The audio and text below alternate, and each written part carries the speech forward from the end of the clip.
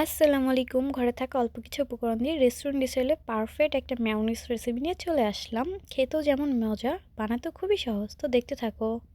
তো আজকে তোমাদের আমি একটা ডিম দিয়ে রেসিপিটা করে দেখাবো। এই তো দেখো এখানে হচ্ছে আমি একটা ডিম নিয়ে নিয়েছি। এখন একটা চামচের মতো চিনি নিয়ে নিব। এখন হচ্ছে লেবুর রস নিয়ে নিব। অবশ্যই লেবুর রসটা দিতে হবে যাতে ডিমের কোনো ব্যাড স্মেল না থাকে, এই কারণে। তারপর হচ্ছে এখানে আমি গোলমরিচের গুঁড়ো দিয়ে দিব। একদম সামান্য দিবে, তেমন বেশি দিবে না। তোমরা চাইলে এখানে গুঁড়ো দুধ অ্যাড করতে পারো, কিন্তু আমি কোনো প্রকার গুঁড়ো দুধ অ্যাড করিনি। এখন আমি তেল দিয়ে দিচ্ছি। তেলটা কিন্তু একবারে দেওয়া যাবে না, অল্প অল্প করে 2-3 বারে দিতে হবে। তোমরা অবশ্যই চেষ্টা করবে 3-4 বারে দিতে, ঠিক আছে? দেন আমি এখানে হচ্ছে দেখো একবার দিয়েছি, একবার দিয়ে ভালো করে ব্যালেন্স করে নিয়েছি। এখনও কিন্তু তেমন ঘন হয়নি, খুবই পাতলা। দেন তারপর আবার তেলটা দিয়েছি।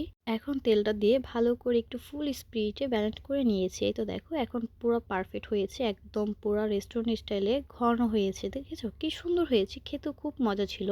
অবশ্যই বাসায় এটা ট্রাই করবে, একদম সামান্য অল্প কিছু উপকরণ দিয়ে একদম মজা হয়েছিল, খুবই মজা। তোমরা এটা বাসায় ট্রাই করতে পারো।